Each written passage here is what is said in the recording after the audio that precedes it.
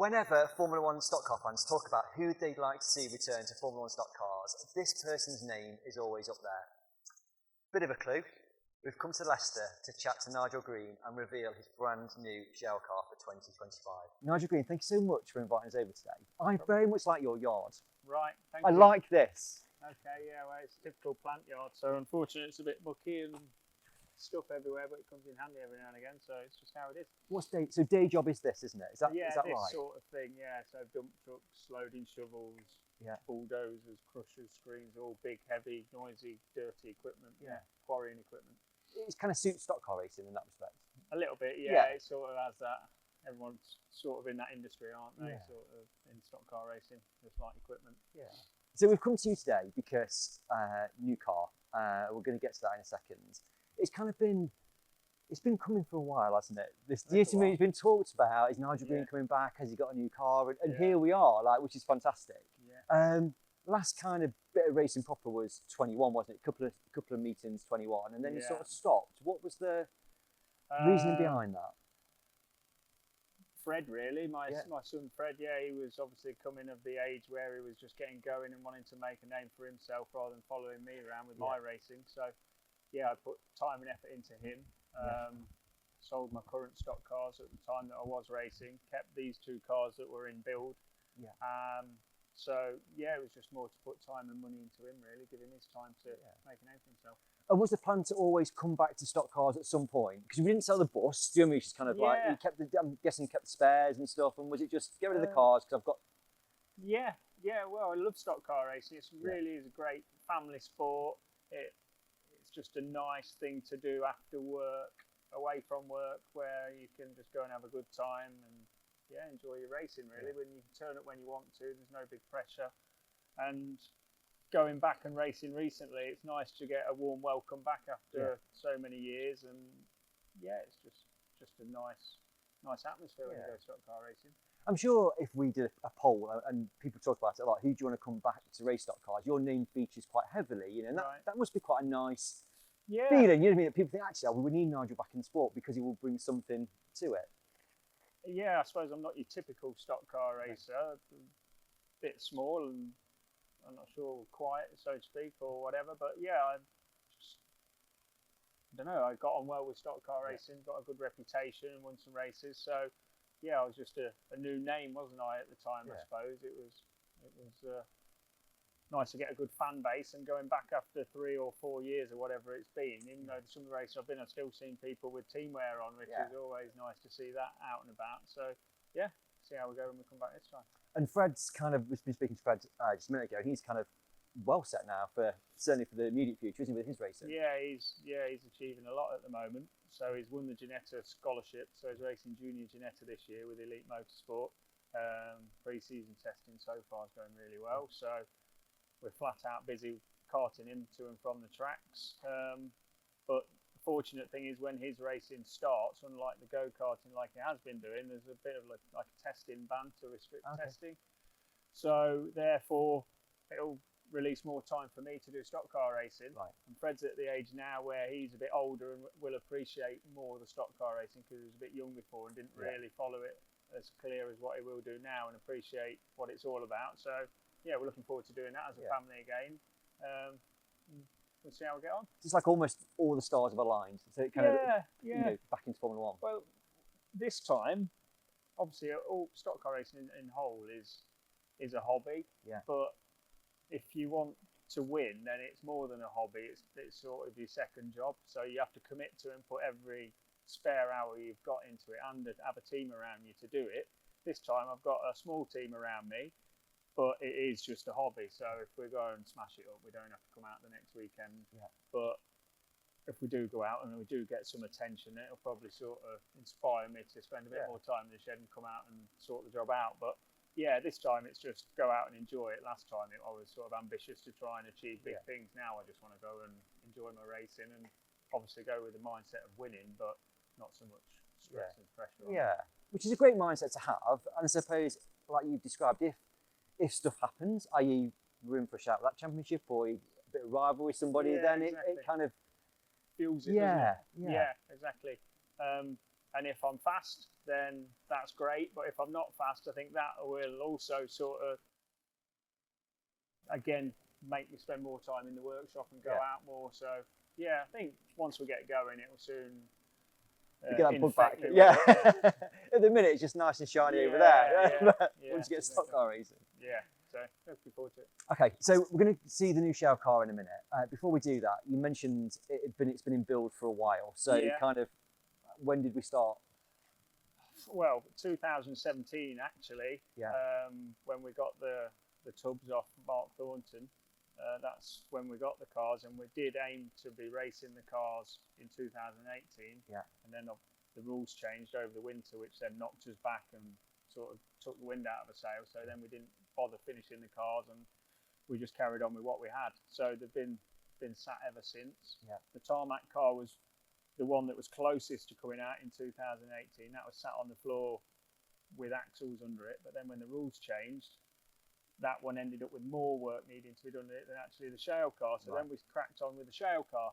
So the car we've got now is a shale car that's done. The tarmac car is still a mile off because we've not touched it pretty much since then. Yeah. So yeah, they're old cars. They're nearly classic. Yeah. They're coming up 10 years old. Yeah. But new-ish. Yeah.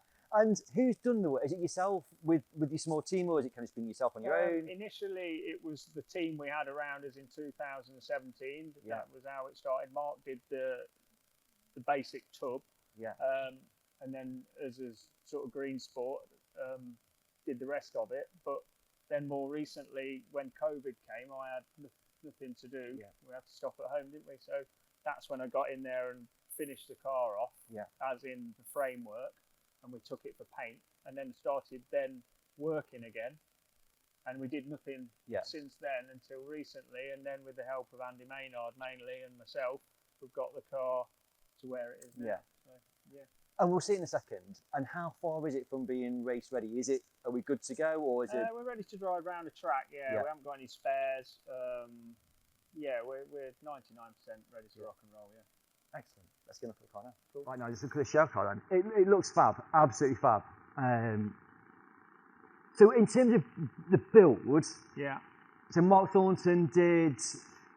In 2017, when we sort of released what we were doing with Mark Thornton, we got our heads together, and he had his ideas, and I had obviously what I thought was working for me at the time. Yeah. So we tried his ideas with the car, with the current car, which was the white or grey one, I can't remember, I think it was the grey one actually, and didn't actually get on with it too well. Okay. So then basically we've sort of turned Mark's tub into our suspension setup. So the main part, the tub and the cage is Mark, and then the suspension, Mark's pretty drawn it up and helped, but he's sort of worked it off what we had at the time. Yeah. Okay. So hopefully it's not all new to us. So we should roll it out and be somewhere new, speed-wise. Yeah. So in terms of, you've got similarities with your previous cars and kind of gone, right, that worked, so we'll do that. And have you done anything kind of fundamentally different? Yeah. Yeah, we've achieved the same sort of weight distribution, but it's a little bit more efficient than the other car, than the older cars, because we've actually designed it from scratch. So it's a little bit more efficient in the way the car's designed, so it should be a little bit stronger without carrying too much weight. And it's a little bit lower than the cars we had before. Yeah, it does look quite low. I know we're standing over it, but like sort of looking at it, it's quite low at the back end. Yeah, so maybe we'll see how that goes. Maybe that might work against us, but we'll see once we get it on the track really against others. And have you kind of kept an eye on, you know, your last race competitively, you know, pre-COVID, wasn't it? You know, a couple of meetings, and then have you kept an eye on what's been happening within the sport? Kind of what are the likes of Tom doing? What's Ryan doing? Because they are quick. Not massively. I obviously see pictures, and I've been to the odd race. Yeah. But it's hard. It's different to other races because, the tarmac job's not really changed tyre-wise, but the shale tyres change all the time. The inside rear tyre, and also the shale tracks change. Like Bradford surface changed since I raced there, so you can't really judge your speed compared to what they're doing now. And I think Kings Lynn, he's screening his own shale back out, and I think that's also affected like the grip of the track. So not necessarily speed-wise, They've always had quirky suspension arrangements compared to what I had. They like to run different length bars to steer the axle, and they find that works for them. I go more conventional, but we'll see, won't we, when we're alongside each other, who's got more traction or who can do what, and we'll see. And I know you said outside, you know, like, look, I'm coming in to enjoy it, it's a hobby. But are you kind of going, I want to be as quick as Tom and Ryan? Is that because that's kind of where I feel I should be? You know, because you were there, weren't you? Yeah, 100%. I want to be sitting on the grid knowing I'm fast enough to win. That's why I want to go out and win. But I'm under no illusions that them guys haven't stopped racing, and I have. So I'm going to be rusty. It's going to feel a bit weird to get back in the saddle and have a go. But once we get going and get rubbered into it, we'll be okay, I think. So it's going to take a bit of figuring out a new car, me rusty, knowing what tyres and what setup and all the rest of it. But I think there's no reason why we shouldn't be running at the front, and that's the ambition. Like, we want to be winning races again, so we want to do what we can to do that. And do you feel like, you know, when there is a big name, you are a big name in Formula Stock cars, you know, there's going to be quite a lot of interest and excitement, you coming back racing. Do you feel a bit of pressure with that? Because actually you're kind of going, oh, hang on a minute, guys, let me get back into it. Because people are going to expect, right, race one, heat one, Kings Lane, you should be, Well, we had a little bit of that at Skegness when I went back in Jamie Davidson's car, didn't we? And that didn't go to plan. So that was sort of lack of preparation, really, on my behalf, and not knowing there was any testing. So that was not ideal. But going back to the question, that there is pressure, and obviously people remember how I was last time I raced in my own car. So, and rightfully so. That's what I want to get back to. Really, that's the aim. So we're not going to make the numbers up. We want to go and win some races, but like I say, I'm under no illusions. I don't think it's going to happen straight away. But once we get the dust blown off it, then hopefully we'll be running in front.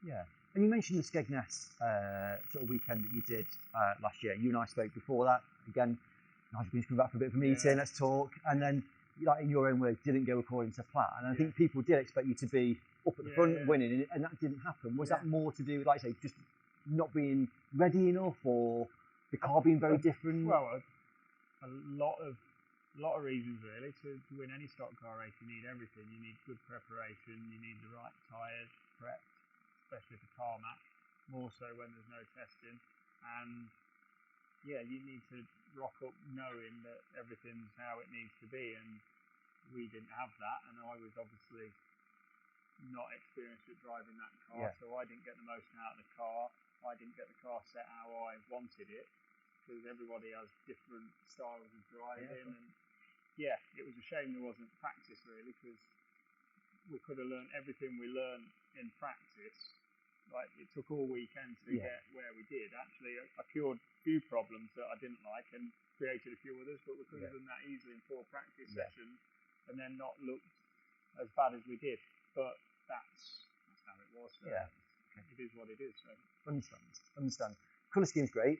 Like the white. Was that kind of, we've done that before, was it actually really, it looks good on a stock car as white? Yeah, we like white, so Maxim Signs, my cousin Ben, he's done all the work on the car, and we said, what colours do you think? And he liked white. White stands out, and he's made it bright, so you can see it from a distance.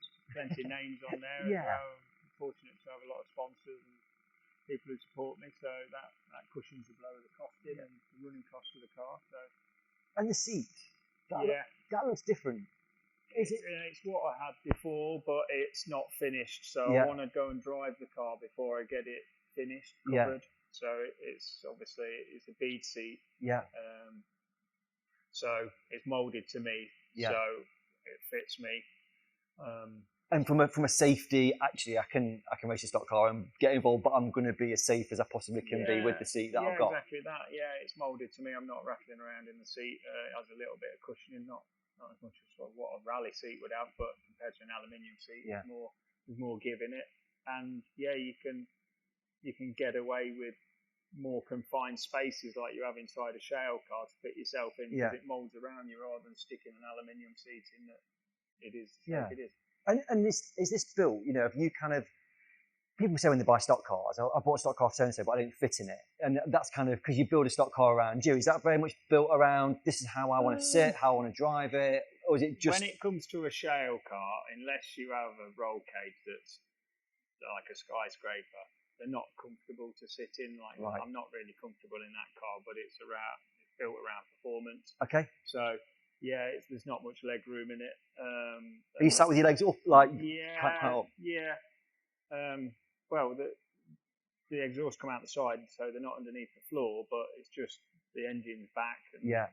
Yeah, it's just I'm forward, the engine's back, just to try and get the weight where we want it. So yeah, it's not ideal. A tarmac car is like getting into a Range Rover compared to getting into that. But and that's because shale engines get pushed back to give you that weight in the middle. Yeah. No, it does. It looks absolutely fantastic.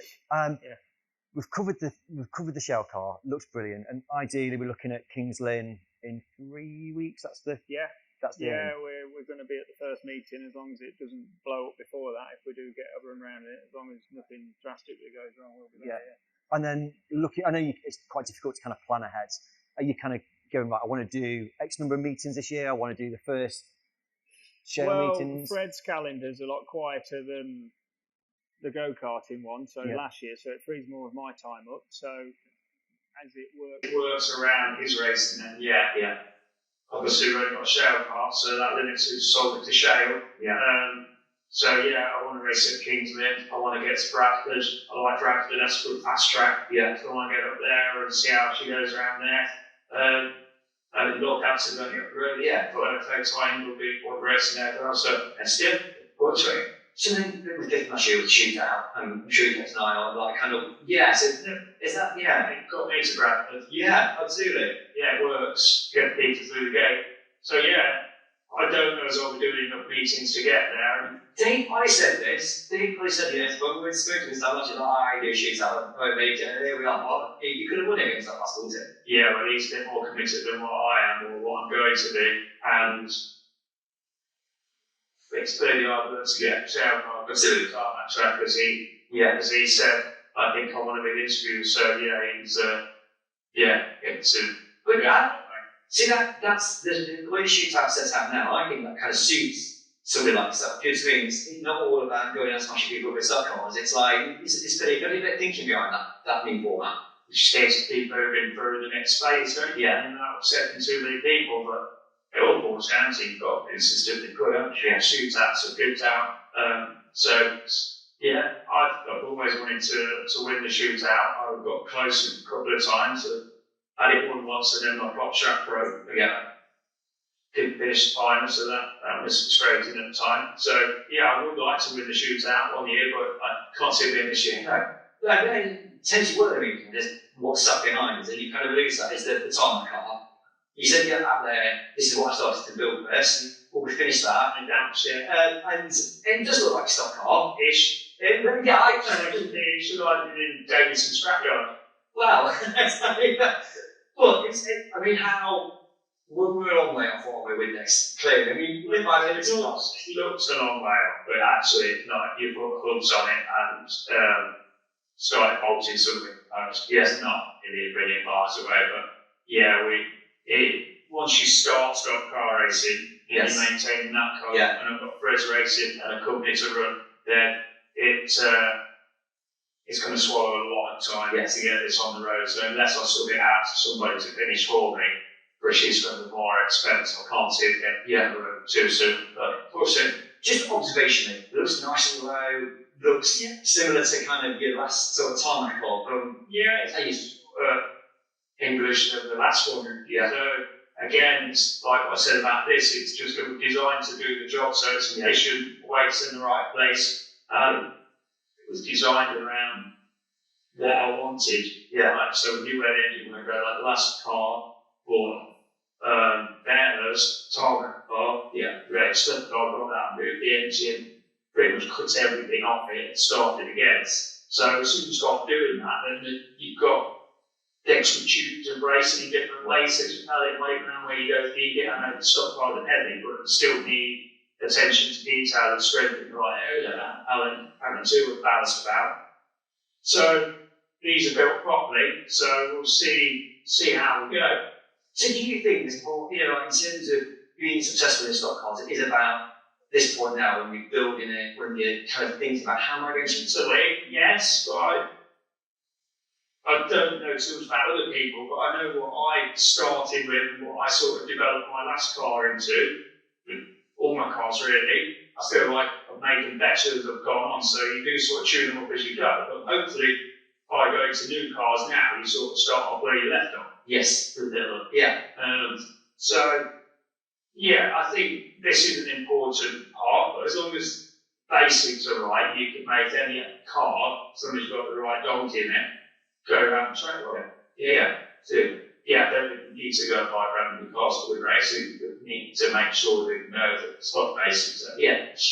And then can you go even better line? Yeah, get the right running gear, get the right engine in it, get a wheelbase and the track with how you want it, and spend a lot of time in the workshop. Do you enjoy that aspect of it? Because some people say, man, I love it. I don't like working with scrap. Why?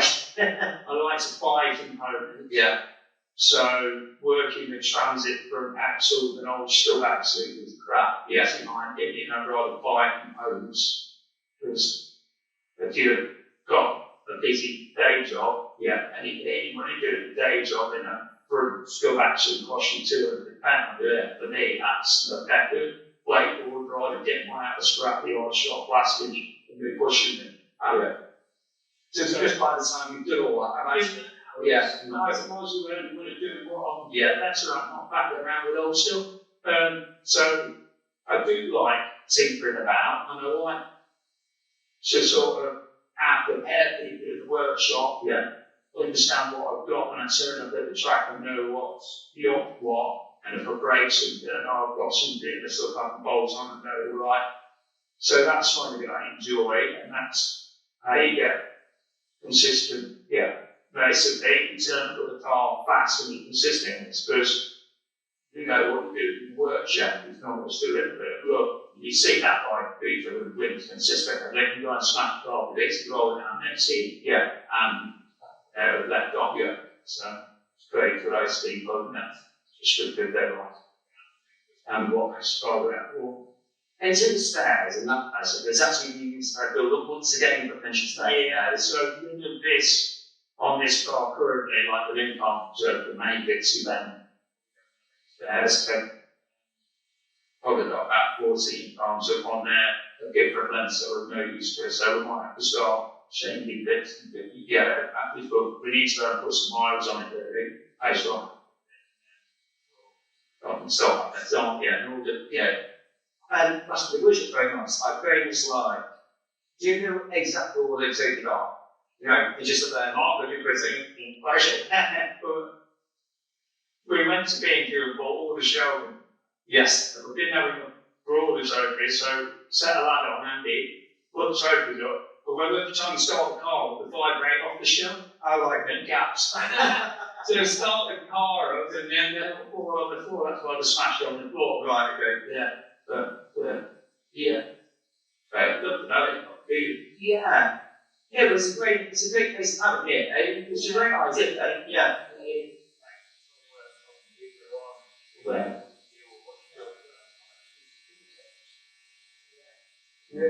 Like sort of behind darling, like, remember that one? No. So shoot out to give a part of stress. I agree. Yeah. Very much here. It does. does it for me. Listen, absolutely fantastic. Place let's call you that. Lovely place where you are. I'm guessing I'm just good. You are my house a bit further up. Yeah. Fireworks. We're definitely out of the way. It's good. You've got a neighbour around there with a horse. Do they want something? Horses. I wouldn't know because I'm in here. But you can hear it in the village, so it travelled a little bit. I've got a mate who lives about. Well, the drive's a kilometre long, so he lives a kilometre away. He can hear on the side, right? Okay. So on the lake. Thanks so much for everyone doing that. Carlos and see if things crossed. Did yours out? Look, it does. There you go.